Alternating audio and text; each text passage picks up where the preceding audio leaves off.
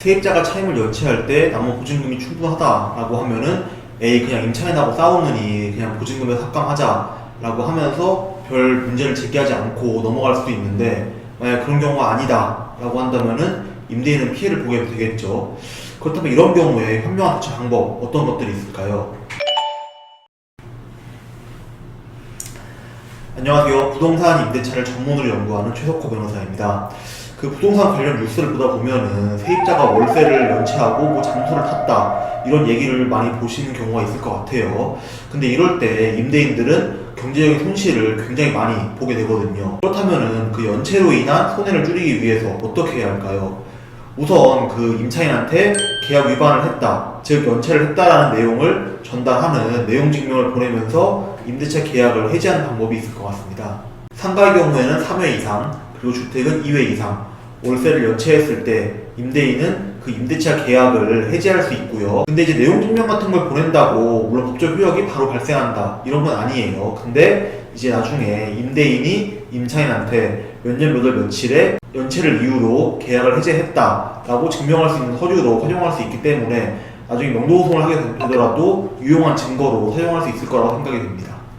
이렇게 내용 증명을 작성할 때 어떻게 하는지 궁금하시다 라고 하면은 이제 오른쪽 상단 클릭하셔가지고 자세한 작성 방법을 확인해 보시고 그에 맞춰서 작성하시면 될 것 같습니다. 이후에는 그 지급명령을 법원에 신청하시면 될 것 같은데요. 그 지급명령을 왜 신청하냐 라고 하면은 이제 의뢰인이 임대인은 임차인이 이제 월세를 연체했을 때 소송을 많이 물어보시긴 해요. 그 임차인이 월세를 내지 못한다 라는 점을 고려했을 때 이제 이런 시간과 비용을 절약하기 위해서 지급명령을 신청하는 것이 좀 좋을 것 같다 라고 조언을 많이 하는 편이죠. 이렇게 지급명령 같은 경우에는 임대인이 채무자한테 그 채무인 월세를 변제하라고 일방적으로 청구하는 거거든요. 즉 월세를 지급하라는 내용의 신청서를 작성해가지고 법원에 제출을 하면은 이제 법원이 지급명령을 내려가지고 채무자한테 전달을 하게 되고요. 이때 채무자가 자기가 받은 지급명령에 대해서 이의제기를 하지 않는다 라고 하면은 이제 지급명령이 확정이 되고 채권자인 임대인은 채무자인 임차인 재산에 대해서 강제집행을 할 수 있게 되는 겁니다. 물론 이제 여기서 채무자가 지급명령을 받고 이의제기를 한다 라고 한다면은 당연히 월세를 청구하는 소송, 그리고 나중에 제기하게 될 명도소송으로 넘어가게 되겠죠. 그리고 이러한 소송이 넘어갔을 때 아까 말씀드린 그 내용 증명, 증거 자료로 유용하게 쓸 수 있을 거라고 생각이 됩니다.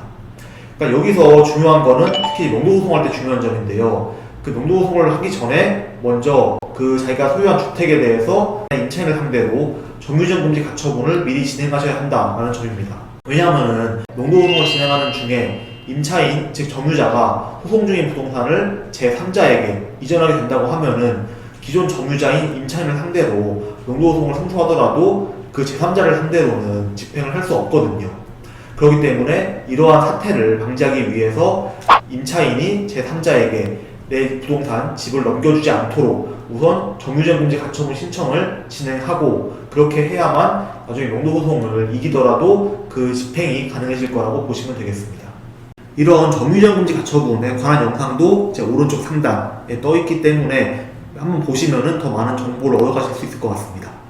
그러니까 계속되는 임차인의 연체 때문에 걱정이 많은 임대인 입장에서 오늘 어떻게 대처하면 좋을지 설명을 드렸는데요. 오늘도 영특한 취변의 영상이 도움이 되셨다고 하면은 감사할 것 같습니다. 구독과 좋아요, 알람 설정까지 부탁드리겠습니다.